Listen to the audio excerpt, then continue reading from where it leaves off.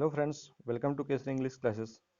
Friends, मैंने class पे सारी वीडियोस बना दी हैं। अगर आपने उन वीडियोस को देखा है तो आज आपको पता चलने वाला है कि उन वीडियोस को देखने का आपको कितना बेनिफिट मिला है। तो आज मैं आपको दिखाने वाला हूं उन क्वेश्चंस को जो अभी तक टीजीटी पीजीटीज की एग्जाम्स में आ चुके हैं और क्लास से रिलेटेड क्वेश्चंस जो एग्ज़ाम में आए हैं उन क्वेश्चंस को मैं आज दिखाने वाला हूँ आपको। तो शुरू करते हैं आज की वीडियो हम। तो देखिए, पहला क्वेश्चन है क्लॉज से जो कि आया है। आप जैसा कि आप यहाँ देख पा रहे होंगे कि ये केवीएस पीजीटी 2017 का क्वेश्चन है, 2017 का क्वेश्चन है। The teacher told the students that there result was quite good. यहाँ आपको ये बताना है कि जो अंडरलाइन पार्ट है इस सेंटेंस का, जो अंडरलाइन क्लॉज है, ये किस तरह की क्लॉज है, ये आपको इसमें बताना है। तो देखिए, 4 ऑप्शंस दिए गए हैं। फर्स्ट ऑप्शन है एडजेक्टिव क्लॉज या जिसे रिलेटिव क्लॉज भी कहते हैं, और दूसरा ऑप्शन एडवर्ब क्लॉज का है, एंड तीसरा ऑप्शन जो है प्रिंसिपल क्लॉज का, एंड फोर्थ जो है वो नाउन क्लॉज का है। तो इसमें से ये कौन सी क्लॉज है? तो the teacher told the students that there result was quite good. तो देखिए फ्रेंड्स, यहाँ पे ये क्या है, that there result was quite good, ये है हमारी क्या, नाउन क्लॉज। तो इस क्वेश्चन में नाउन क्लॉज इसका सही ऑप्शन है। इसके बाद नेक्स्ट क्वेश्चन है whose car has been stolen still remains a mystery. अब इसमें आपको ये बताना है कि जो ये अंडरलाइन पार्ट है सेंटेंस का, ये कौन सी क्लॉज है। तो 4 ऑप्शंस इसमें भी दिए गए हैं। Whose car has been stolen still remains a mystery. तो इसमें क्या है, whose car has been stolen, ये पूरा यहाँ तक हमारा है, ये क्या, नाउन क्लॉज है। इसके बाद है farming depends on water which will be available only during the monsoons. ये भी क्वेश्चन आपका केवीएस पीजीटी 2017 में आया है। अब ये भी हमारा इसमें क्या है, which will be available only during the monsoons. ये वाली जो क्लॉज है ये क्या है, हमारी एडजेक्टिव क्लॉज है, रिलेटिव क्लॉज है। ये वाटर के बारे में आगे बता रही है कि farming depends on water. Farming जो है वो किस पे डिपेंड करती है, वाटर पे डिपेंड करती है। और कैसा water, which will be available only during the monsoons. तो ये हमारी एडजेक्टिव क्लॉज हो गई। फ्रेंड्स, अगर आपने मेरी वीडियोस देख रखी हैं क्लॉज की तो इन क्वेश्चंस को करने में आपको कोई भी प्रॉब्लम नहीं होने वाली है। इसके बाद नेक्स्ट क्वेश्चन है I found at last the book when I had lost all hope. अब फ्रेंड्स, ये क्वेश्चन बहुत ही इम्पोर्टेंट है और ये ऐसा क्वेश्चन है कि आप अगर सेल्फ स्टडी करते हैं तो आपको प्रॉब्लम होगी, लेकिन अगर आपने मेरी वीडियोस देखी हैं तो आपको कोई प्रॉब्लम नहीं होने वाली इस तरह के क्वेश्चंस करने में। और इस तरह के क्वेश्चंस कई बार एग्जाम में भी आए हुए हैं। तो इसमें देखिए दिक्कत क्या आएगी, स्टूडेंट्स को प्रॉब्लम क्या होती है। I found at last the book when I had lost all hope. यहाँ पे when I had lost all hope, ये क्या है, यहाँ पे कौन सा ऑप्शन सही है इसमें? तो when I had lost all hope, यहाँ पे हमारा क्या है, ये एडवर्ब क्लॉज है। अब इसमें तो एडवर्ब क्लॉज ऑप्शन सही है, लेकिन स्टूडेंट्स में थोड़ा कंफ्यूजन ये होता है कि वो सोचते हैं कि इसके पहले एंटीसीडेंट के रूप में एक नाउन आ रहा है तो ये हमारी क्या होगी, एडजेक्टिव क्लॉज होगी, कुछ ऐसा सोचने लगते हैं। लेकिन फ्रेंड्स, अगर आप सेंटेंस को पढ़ेंगे और सेंस को समझेंगे और जो तरीका मैंने बताया है अगर उसको अप्लाई करेंगे तो आपको पता चल जाएगा कि एडजेक्टिव क्लॉज नहीं है। मैंने आपको बताया कि अगर एंटीसीडेंट के रूप में एक नाउन हो और उस नाउन से क्वेश्चन करें कि नाउन कैसा है, कौन सा नाउन है, नाउन कैसा है, और जवाब में अगर ये वाली क्लॉज का आंसर मिल जाए तब ये एडजेक्टिव क्लॉज है, और अगर आंसर नहीं मिलता तो वो एडजेक्टिव क्लॉज नहीं है। तो एक तो तरीका ये हो गया। अगर हम इस क्वेश्चन सेंटेंस को पढ़ें तो ये कह रहा है I found at last the book, अंत में मुझे जो है बुक मिल गई। When I had lost all hope, जब मैंने सारी उम्मीदें खो दी थी। तो कौन सी बुक, कैसी बुक? अब देखिए इसका आंसर जो है इसमें, जब मैंने सारी उम्मीदें खो दी थी, तो ये आंसर इसका नहीं मिल रहा है। बल्कि जब हम इसको वर्ब से क्वेश्चन करेंगे कि मुझे मिल गई, तो कब मिल गई, जब मैंने सारी उम्मीदें खो दी थी। तो आप यहाँ पे क्या, कब से जो है आंसर यहाँ मिल रहा है, कब क्वेश्चन करने से। तो कब से मिल रहा है मतलब आपको पता है कि अगर वर्ब से क्वेश्चन करेंगे कब का, तो टाइम क्लॉज का पता चलेगा, एडवर्ब क्लॉज ऑफ टाइम का। कैसे का क्वेश्चन करेंगे अगर आंसर मिलता है क्लॉज का, तो एडवर्ब क्लॉज ऑफ मैनर हो जाएगी, और कहाँ का क्वेश्चन करने पर एडवर्ब क्लॉज ऑफ प्लेस हो जाएगी। तो इस सेंटेंस में ये हमारी एडवर्ब क्लॉज हो गई। तो इसके लिए मैंने एक तरीका बताया था कि अगर व्हेन जो है हमारा सबऑर्डिनेट क्लॉज को इंट्रोड्यूस करा रहा है और उसके पहले एंटीसीडेंट के रूप में टाइम, नाउन के रूप में खुद या टाइम हो या टाइम डिनोटिंग कोई वर्ड हो, तब हमारा ये जो है व्हेन वाले क्लॉज जो होगी ये रिलेटिव क्लॉज या एडजेक्टिव क्लॉज इसे हम बोल सकते हैं। लेकिन अगर टाइम डिनोटिंग वर्ड नहीं है, मतलब ये एडजेक्टिव क्लॉज नहीं है, फिर हमें ये पता करना पड़ेगा कि एडजेक्टिव क्लॉज नहीं है तो या तो नाउन क्लॉज होगी या तो एडवर्ब क्लॉज होगी। तो अगर नाउन क्लॉज होगी तो वर्ब से क्या क्वेश्चन करेंगे तो आंसर मिल जाएगा, और एडवर्ब क्लॉज होगी तो कब से आंसर मिल जाएगा। तो यहाँ पे देखिए when I had lost all hope, ये वाली हमारी एडवर्ब क्लॉज हो गई। इसके बाद देखते हैं next question, he asked questions for which there were no answers. तो इसमें भी he asked questions for which there were no answers, उसने क्वेश्चंस पूछे जिनके लिए कोई आंसर नहीं थे। तो देखिए क्वेश्चन पूछे, कैसे क्वेश्चन पूछे, जिनके लिए कोई आंसर नहीं थे।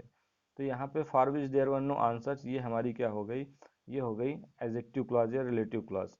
अब फ्रेंड्स इसमें परेशान मत होइएगा कि इसमें एडजेक्टिव क्लॉज आपने देखा कि कोई सबऑर्डिनेटिंग कंजंक्शन जो है एडजेक्टिव क्लॉज को इंट्रोड्यूस कराता है और उसके पहले एंटीसीडेंट ग्रुप में एक नाउन आता है। कभी कभी क्या होता है, ये जो सबऑर्डिनेटिंग कंजंक्शन एडजेक्टिव क्लॉज को इंट्रोड्यूस करा रहा है इसके पहले एक प्रोनाउन preposition भी हमें देखने को मिल जाता है। तो इसमें ये हो गया हमारा adjective clause. And next sentence है, they went when the morning dawned. ये वाला देखिए सारे क्वेश्चंस एग्जाम में आए हुए हैं। They went when the morning dawned, वे गए, कब गए, व्हेन द मॉर्निंग डॉन्ड, जब जो है सुबह जो है वो डान हो गया, मॉर्निंग का जो क्या हो गया, डान हो गया। डान हो गया मतलब सनराइज हो गया। तो ये बता रहा है, देखिए यहाँ भी एडवर्ब, ये जो क्लॉज है ये इसको कौन इंट्रोड्यूस करा रहा है, तो इंट्रोड्यूस इसको करा रहा है व्हेन। और आपको पता है कि व्हेन के पहले अगर नाउन के रूप में टाइम या टाइम डिनोटिंग वर्ड है तब ये एडजेक्टिव क्लॉज है, अगर नहीं है तो एडजेक्टिव क्लॉज नहीं है, फिर ये और नाउन या एडवर्ब क्लॉज हो सकती है। तो इसे फाइंड आउट करने के लिए क्या करेंगे, वे गए, क्या गए, तो आंसर नहीं मिल रहा है मतलब नाउन क्लॉज नहीं है। कब गए, when the morning dawn, answer मिल गया मतलब ये एडवर्ब क्लॉज है। तो इसमें क्या हो जाएगा, ये एडवर्ब सबऑर्डिनेट क्लॉज हो जाएगी। नेक्स्ट देखते हैं, I can not work unless there is complete calm and quiet. ये भी क्वेश्चन जो है केवीएस पीजीटी 2017 का है। तो इसमें सीधे सीधे क्या आ रहा है, हमारा अनलेस दिख रहा है। और अगर आपने मेरी एडवर्ब क्लॉज वाली वीडियो देखी है तो आप इसको तुरंत बता पाएंगे कि ये किस तरह की क्लॉज है। तो ये हमारी क्या हो गई, एडवर्ब क्लॉज हो गई। नेक्स्ट सेंटेंस देखते हैं, this is the school where I taught for 6 years। तो इसमें बताना है कि इसमें क्या है, क्वेश्चन में सिर्फ यहाँ पे स्कूल को अंडरलाइन किया है, लेकिन यहाँ पे करना क्या चाहिए था, इसको this is the school where I taught for 6 years इसको अंडरलाइन करना चाहिए था। और ये पूछना चाहिए था कि ये कौन सी क्लॉज है। क्वेश्चन में तो यही पूछा गया है, इसमें तो क्वेश्चन में कुछ पूछा नहीं गया, लेकिन ऑप्शंस क्लॉज के दिए गए हैं तो हमें क्लॉज ही बतानी है। और यहाँ पे ये बताना है आपको where I taught for 6 years ये किस तरह की क्लॉज है। तो this is the school where I taught for 6 years, देखिए यहाँ पे वेयर मिल गया। और मैंने आपको बताया था कि अगर वेयर है, सबऑर्डिनेट कंजंक्शन किसी क्लॉज को इंट्रोड्यूस करा रहा है वेयर, और उसके पहले एंटीसीडेंट के रूप में कोई नाउन मिल जाए, या प्लेस डिनोटिंग कोई नाउन मिल जाए, या खुद नाउन के रूप में प्लेस लगा हो, तो फिर ये एडजेक्टिव क्लॉज है। अगर यहाँ पे प्लेस डिनोटिंग कोई वर्ड नहीं है, या प्लेस के रूप नाउन के रूप में कोई प्लेस जो है यहाँ पे नहीं है, तो ये हमारी एडजेक्टिव क्लॉज नहीं होगी। लेकिन देखिए यहाँ पे स्कूल आया हुआ है तो स्कूल से हमको किसी प्लेस का पता चलता है, तो इसलिए हमारी क्या है, ये एडजेक्टिव क्लॉज है। अब ऐसे हम नहीं कह देंगे, अगर हम इसे चेक करेंगे एडजेक्टिव क्लॉज जो चेक करने का तरीका मैंने बताया तो पता भी चल जाएगा। दिस इज़ द स्कूल, या वही स्कूल है जहाँ पे मैंने 6 years तक पढ़ाया। तो कौन सा स्कूल, कैसा स्कूल, तो जहाँ पे मैंने 6 years तक पढ़ाया। तो देखिए आंसर भी मिल रहा है, मतलब ये एडजेक्टिव क्लॉज है। इसके बाद इसमें कौन सा ऑप्शन सही होगा, तो इसमें सही हो जाएगा एडजेक्टिव सबऑर्डिनेट क्लॉज का ऑप्शन। नेक्स्ट क्वेश्चन देखते हैं, do they know where the road leads. देखिए फिर आ गया वेयर, आ गया यहाँ पे, तो ध्यान दीजिएगा व्हेन वेयर वाई, ये वाला जो हम जो है बहुत ही इंपॉर्टेंट है, क्योंकि ये तीनों क्लॉजेस को इंट्रोड्यूस कराता है। तो तीनों क्लॉजेस को इंट्रोड्यूस कराएगा तो फाइंड आउट कैसे करना होगा, डिफरेंस कैसे पहचानना होगा, तो ये मैंने आपको अपनी वीडियो में समझाया है, एडजेक्टिव क्लॉज वाली वीडियो में भी, और difference between noun clause and adjective clause वाले में भी। तो अगर आपने उस वीडियो को नहीं देखा है तो उसको देख लीजिएगा, तो ये क्वेश्चन बहुत ही आसान हो जाएंगे आपके लिए। To do they know where the roads leads, where the road leads, यहाँ पे वेयर द रोड लीड्स ये किस तरह की क्लॉज है। तो इसमें भी देखिए वेयर के पहले एंटीसीडेंट के रूप में ना तो यहाँ पे नाउन के रूप में टाइम आया है, ना टाइम डिनोटिंग कोई वर्ड आया है, और सॉरी प्लेस्ड के रूप में ना तो यहाँ पे नाउन के रूप में प्लेस्ड वर्ड आया है, ना प्लेस्ड डिनोटिंग कोई वर्ड आया है, मतलब ये एडजेक्टिव क्लॉज तो नहीं है। तो एडजेक्टिव क्लॉज नहीं है तो फिर क्या हो जाएगा, इसको हम क्वेश्चन करके पता कर लेंगे वर्ब से। तो क्या वे जानते हैं, क्या जानते हैं वेयर द रोड लीड्स, कि ये रोड किधर जाती है। तो यहाँ पे सीधे सीधे क्या से आंसर मिला, मतलब नाउन क्लॉज है। अच्छा, यहाँ पे अगर हम कहाँ जानते हैं क्वेश्चन करेंगे तो आंसर नहीं मिल पाएगा, मतलब एडवर्ब क्लॉज नहीं है ये। तो इसमें कौन सा ऑप्शन सही हो जाएगा, नाउन सबॉर्डिनेट क्लॉज का ऑप्शन सही हो जाएगा। उसके बाद नेक्स्ट देखते हैं, I feel that she needs some guidance. अब इसमें भी ये भी क्वेश्चन पीजीटी में 2013 में आया हुआ था और AWES के एग्ज़ाम में आया था ये। तो I feel that she needs some guidance, इसमें पूछा गया है कि ये क्लॉज किस तरह की क्लॉज है। तो ये क्लॉज हमारी क्या है, नाउन क्लॉज है। मैं महसूस करता हूँ, क्या महसूस करता हूँ कि that she needs some guidance, उसे सम गाइडेंस की ज़रूरत है। इसके बाद है the girl who is wearing a red coat is from my school. इसमें आपको बताना ये है कि यहाँ पे who is wearing a red coat ये किस तरह की क्लॉज है। तो ये हमारा क्या हो गया, एडजेक्टिव सबॉर्डिनेट क्लॉज हो जाएगा। तो ये बता रहा है who is wearing a red coat, तो ये एडजेक्टिव सबॉर्डिनेट क्लॉज है। उसके बाद नेक्स्ट है there was a time when I could lift 250 lbs। देखिए बहुत ही अच्छा क्वेश्चन है ये। अच्छा इसलिए है कि इसमें वेन आ रहा है और आपको पता है कि वेन तीनों तरह की क्लॉजेस को इंट्रोड्यूस करा सकता है।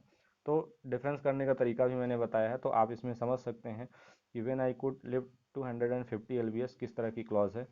तो ये किस तरह की क्लॉज है, तो ये क्या है, हमारी एडजेक्टिव क्लॉज है। देखिए इसके पहले एंटीसीडेंट के रूप में, नाउन के रूप में खुद टाइम आया हुआ है।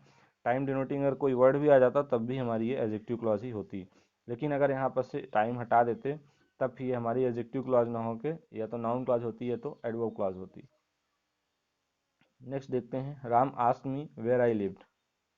अब यहाँ पे राम ने मुझसे पूछा कि मैं कहाँ रहता था, तो वेयर आई लिव्ड ये हमारी क्या हो जाएगी, नाउन क्लॉज हो जाएगी। फिर नेक्स्ट देखते हैं, identify the clause of the underline part stand still. ये जो आपको दिख रहा है stand still, if you value your life, if you value your life, ये वाली हमारी क्या हो गई, ये एडवर्ब क्लॉज हो गई। और अगर आपने एडवर्ब क्लॉज पढ़ा है तो इस तरह के क्वेश्चंस आप तो सीधे सीधे देख के ही बता सकते हैं कि ये हमारी किस तरह की क्लॉज है। नेक्स्ट है identify the clause of the underline part, he came in while I was out. वो अंदर आया जब मैं बाहर था। तो वाइल आई वॉज आउट ये हमारी किस तरह की क्लॉज हो गई, तो कब अंदर आया, जब मैं बाहर था। तो ये हो गया हमारा एडवर्ब क्लॉज ऑफ टाइम।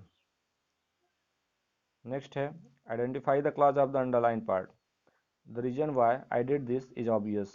देखिए द रीजन के बाद वाई आ रहा है, मतलब ये हमारी किस तरह की क्लॉज हो गई, एडजेक्टिव क्लॉज हो गई। ध्यान दीजिएगा, अगर द रीजन वाई के पहले एंटीसीडेंट के रूप में द रीजन आया हुआ है तभी ये हमारी एडजेक्टिव क्लॉज होगी। अगर एंटीसीडेंट के रूप में द रीजन नहीं आया तो फिर ये एडजेक्टिव क्लॉज नहीं होगी। अगर इस सेंटेंस को ऐसे कर दिया जाता, द रीजन इसमें से हटा दिया जाता और लिख दिया जाता why I did this is obvious, तो ये फिर हमारी क्या हो जाती, नाउन क्लॉज हो जाती। लेकिन इसके पहले एंटीसीडेंट में द रीजन लगा हुआ है तो ये हमारी एडजेक्टिव क्लॉज है।